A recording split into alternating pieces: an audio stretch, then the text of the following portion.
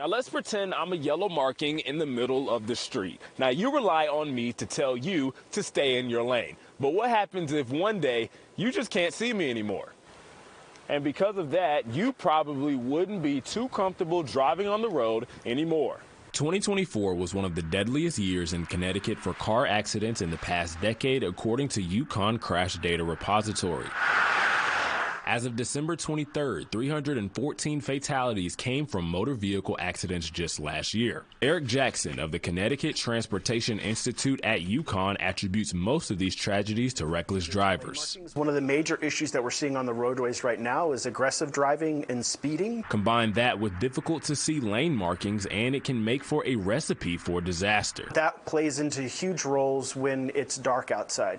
And the faster you travel, the more you need to be able to see down the roadway, and that's where the retroreflectivity really comes in to play, that if you can't see that curve coming up because the lane markings aren't reflective enough, that could lead to a crash or a collision. This has caused many drivers to voice their complaints about the markings. Some are taking to social media and others are going straight to the state's DOT customer care line. So there's several different theories of kind of why people are complaining about it more often.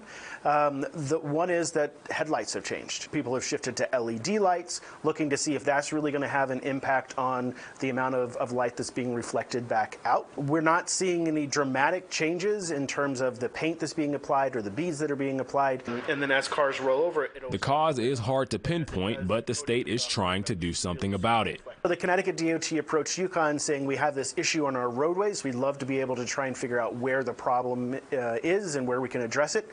So we worked with the DOT to purchase a vehicle that's called a retroreflectometer, and it's very specifically looking at the pavement markings that are on the roadway, how much retroreflectivity or how much light is actually making it back into the cameras.